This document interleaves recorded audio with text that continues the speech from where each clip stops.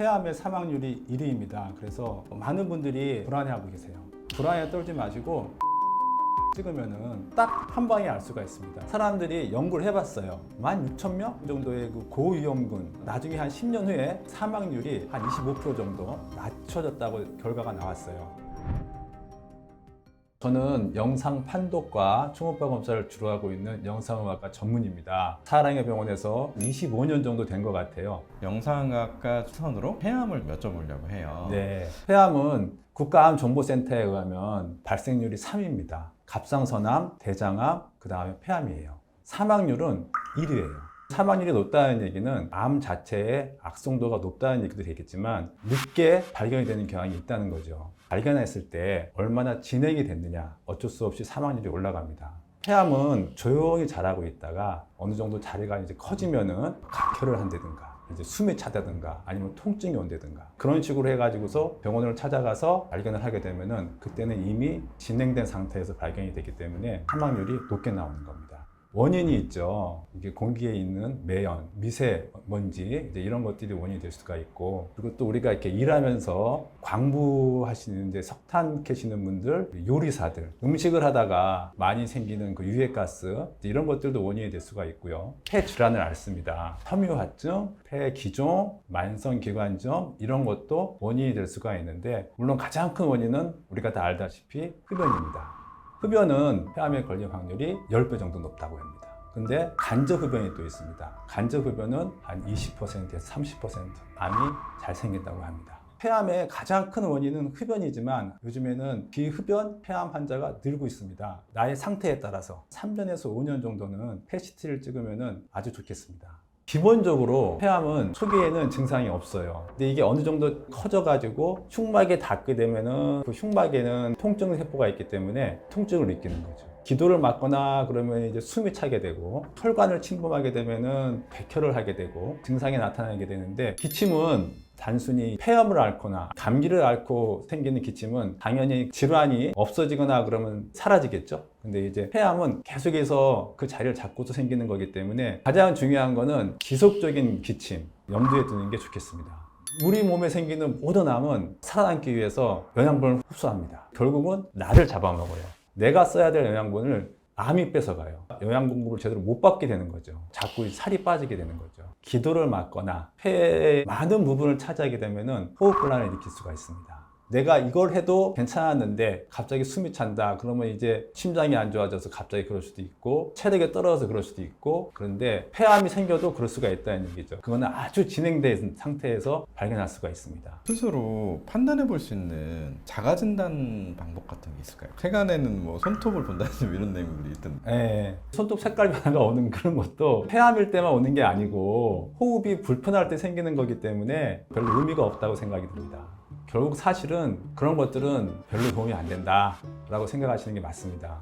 내가 어떤 폐암에 국한되지 않고 증상이 있는데 혹시 폐암일지, 결핵일지, 늑골이 부러졌다든가 뭐 이런 여러 가지 증상이 있을 때 어떤 병인가 하고 알아봤을 때 찍는 게 엑스레이지, 폐암을 찾겠다라고 생각할 때는 엑스레이는 별로 그렇게 유용한 검사가 아닙니다. 조기 폐암을 찾아야겠다라고 생각할 때는 엑스레이는 안 찍습니다. 폐암 검사는 기본적으로는 CT를 찍으셔야 됩니다. 엑스레이는 아주 작은 결절을 발견할 수가 없습니다. 근데 CT를 찍으면은 3차원적인 영상을 보는 거기 때문에 작은 결절을 찾을 수가 있는 거죠. 사람들이 연구를 해봤어요. 16,000명 정도의 그 고위험군, 한쪽은 CT를 정기적으로 체크를 해보고 한쪽은 CT 검사를 안 하신 분들 비교를 해봤더니 나중에 한 10년 후에 사망률이 한 25% 정도 낮춰졌다고 결과가 나왔어요. 물론 이제 엑스레이를 좀 떼게 되는 위험성은 있지만 그거보다는 CT를 찍는 게 더 유용하다라는 결론에 도달한 거죠.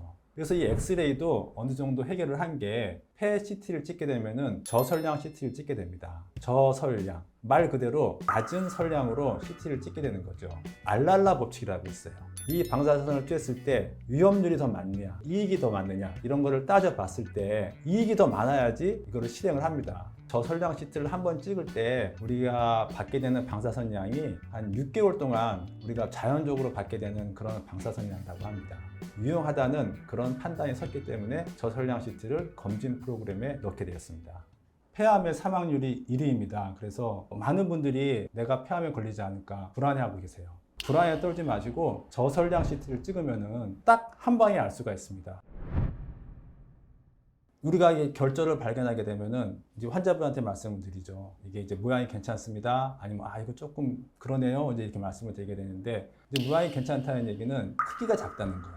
우리가 통계학적으로 봤을 때 한 6mm 이하는 별로 걱정을 안 해도 된다. 결절이 어떻게 생겼나 한번 보세요. 보시고 결절의 경계가 이쁘다. 손으로 그은 것 같다. 그러면은 그건 괜찮은 가능성이 많고요. 그렇지만 이게 사이즈가 크고 그 모양이 좀 이상하다 싶으면 저희들이 3개월 하세요, 일반 CT를 찍으셔야 됩니다, 펫 CT를 찍으세요, 아니면 조직 검사를 하세요, 이런 것들이 이제 권고사항이 나오게 됩니다. 어떤 게 그렇게 보일 때 그런 권고사항이 나냐면은 가장 안 좋은 것들은 몇 가지 소견이 있는데, 이 결절 안에 공기방울이 있는 듯한 그런 모양이 보일 때, 또 덩어리가 그 경계가 침상 모양을 보일 때, 아울러서 임파선이 굉장히 커 있을 때, 이런 것들이 보이면은 이건 좀 암에 가깝다라고 저희들이 판단을 합니다. 불안하다. 그래서 잦은 검사를 권하거나 바로 CT, 펫CT, 조직검사 이런 것들을 권하게 됩니다.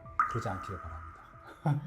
이렇게 사실은 안 좋은 것들이 많이 있긴 하지만 통계를 내보면은 결절의 한 90% 이상이 양성이고, 우리가 걱정해야 될 거 보이는 것들은 한 2.5%밖에 안 보여요. 근데 그 2.5%가 암의 확률도 한 15%밖에 안 됩니다. 그러니까 폐결절이 보인다고 해서 너무 크게 걱정하는 거는 작은 경우의 수를 걱정하는 거랑 마찬가지입니다. 우리가 텔레비에서 기침을 했는데 피가 섞여 나온다. 갑자기 사람이 놀라겠잖아요. 근데 이제 그게 꼭 폐암일 때만 그런 것도 아니고, 결핵이 있을 때도 그럴 수도 있고, 폐암이 심할 때도 그럴 수도 있고, 각혈 자체가 폐암의 특이적인 증상은 아닙니다. 폐암이 진행돼서 생기는 그런 여러 가지 증상들도 이미 다 비특이적인 것이고, 그 환자의 상태에 따라서 나이, 직업, 증상 이런 것들에 따라서 추론을 하는 거죠. 이거와 증상이 나타나면 꼭 병원으로 가보세요. 그런 거는 약간 좀 무리가 있는 얘기인 것 같습니다. 우리나라에서는 2019년부터 나라에서 국가 폐암 검진을 시행하고 있습니다. 대상을 정해서 하고 있는데요. 54세부터 74세까지의 고위험군을 2년마다 체크해주고 있는데요. 그래서 고위험군이라 함은 30감년 이상의 흡연력이 있는 흡연자입니다. 감년이라는 얘기는 내가 얼마나 담배를 폈는지 이제 그런 걸 표시하는 건데요. 하루에 한 갑을 피고 30년 동안 했으면은 30감년입니다. 이분들을 대상으로 국가 폐암 검진을 하고 있습니다. 국가 검진을 받을 때 그 문진표에 기초로 해가지고서 나라에서 선정을 합니다. 비용이 발생하게 되는데요. 본인이 10%만 부담을 하면 됩니다. 건강보험료 기준 하위 50%인 가구나 의료급여 수급자들은 이 본인 부담금도 없습니다. 그래서 국가 폐암 검진의 대상자인 분들은 꼭 검사를 받는 게 좋겠습니다.